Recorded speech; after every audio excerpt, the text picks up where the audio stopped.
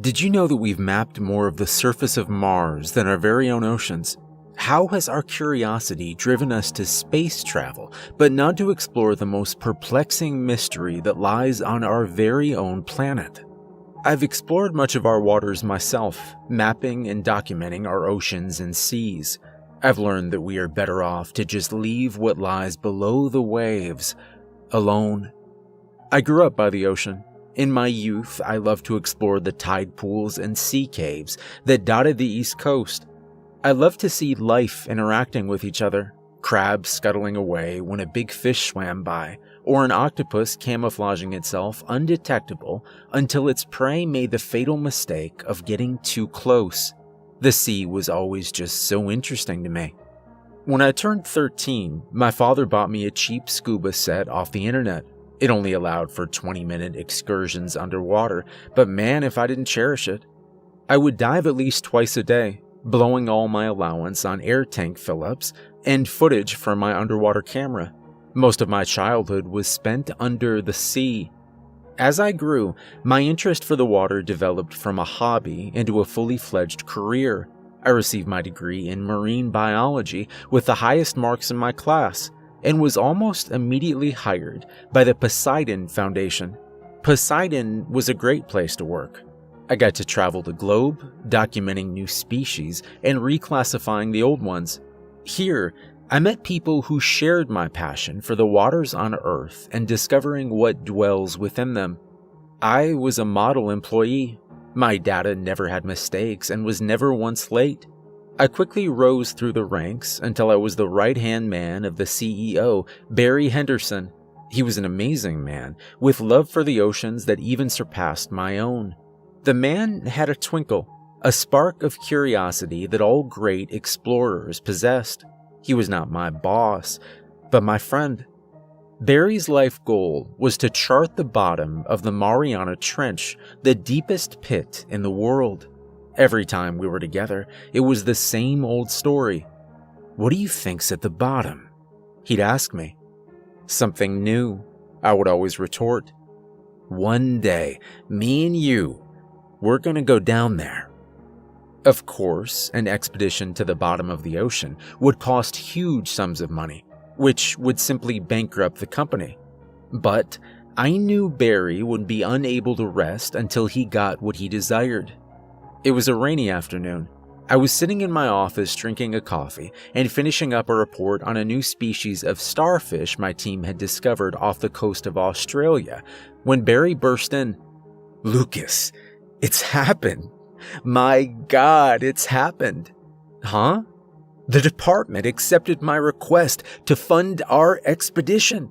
Our expedition to the bottom of the sea." The following months were spent preparing the submarine.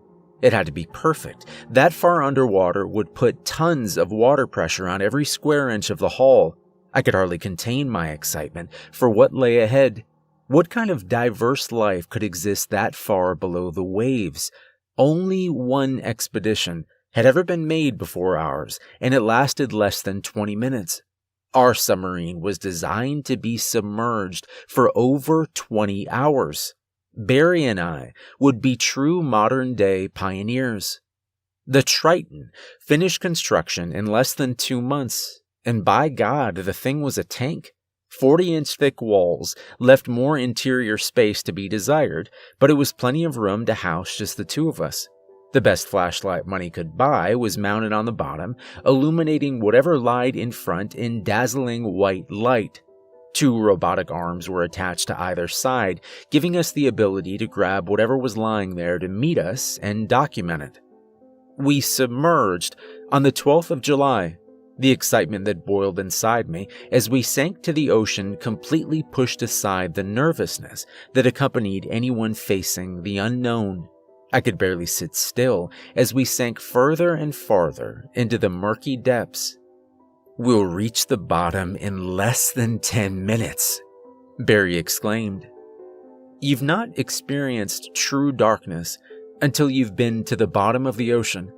Any traces of sunlight died out miles above us, leaving me and my partner in the utter blackness that is the deep sea.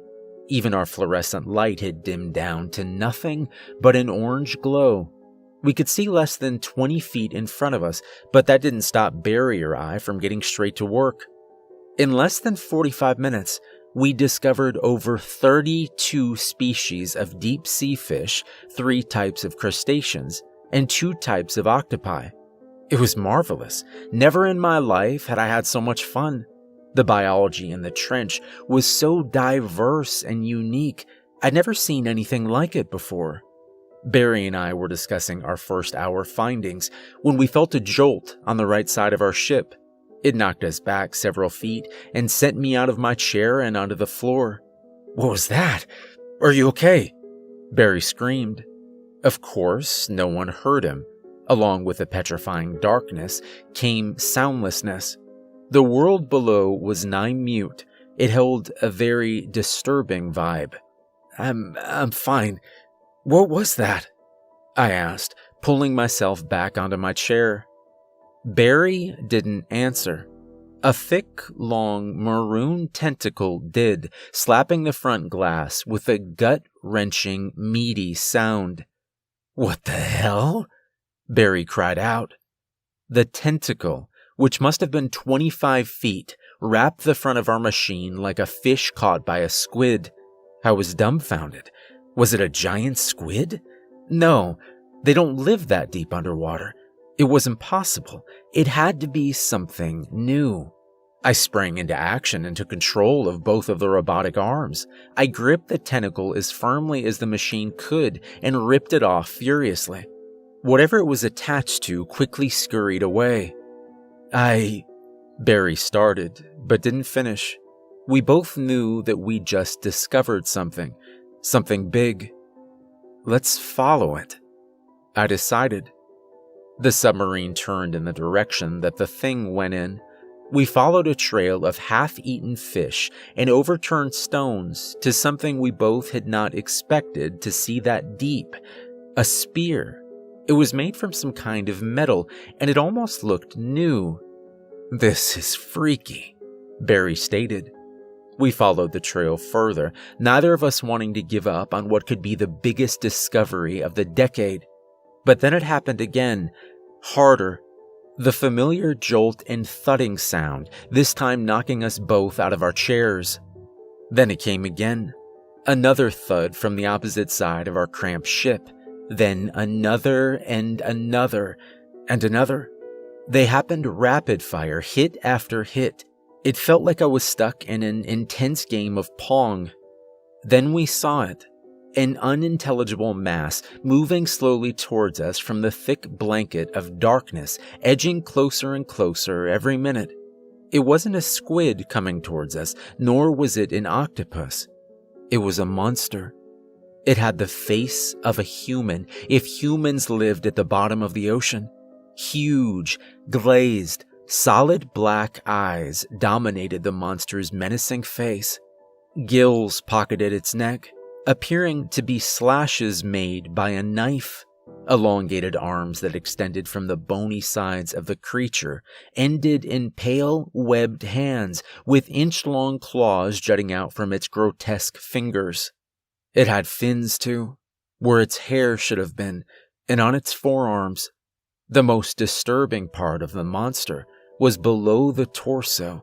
Where its leg should have been was instead a mass of thick tentacles that wriggled and squirmed around like worms in a bucket. It clutched its spear firmly as it opened its mouth, revealing several rows of needle-like teeth. Nothing escaped its mouth except a deafening screech that could be nothing but a war call. Instantly, the thudding began again, but this time faster and much more furiously. The creature that we did see whipped its spear at our windshield, rattling it uneasily, giving the impression that while strong, it was not impervious to danger. "We have to get the hell out of here," I heard Barry say. I once again grabbed the joysticks that controlled the arms of our vessel. I swatted crazily at the pack of devils that surrounded us, but it was hopeless. One of them grabbed the left arm with its jagged teeth and ripped it off like it was chicken on a bone. These creatures were strong, intelligent. and out for blood. Another ripped the other arm off as a spear ricocheted off the glass again. We were in trouble. We were at their mercy as they teamed up on us like a pack of wolves. "Pull her up!" cried Barry. I jumped into gear. As much as I love the sea, I refused to die down there in that metallic coffin. I shifted our propellers downward and shot our submarine up as fast as the damn thing could go. The mer-demons gave chase. They didn't want us to leave. I counted 13 more spear hits before we were out of the trench and desperately radioing in for extraction. We waited at the surface of the water in the Triton for less than 5 minutes before the helicopter came. I guess they heard the desperation in our voices. It hovered above our heads and released the rope ladder for us to climb to our escape, away from that watery hell. I hopped on first and began my ascent up. Barry began to climb after me, when, suddenly, an all too familiar tentacle burst from the surface, wrapping itself around his leg firmly. Before I could even scream, he was below the waves and out of reach. There was nothing I could do. Barry's life had been claimed by what he loved most, the ocean. I didn't just lose my friend on that dreadful day. I lost my passion. It's turned into an undying fear of water. I can hardly take a bath without the thought of a dreaded tentacle bursting through the drain and finishing the job, dragging me back down to the depths.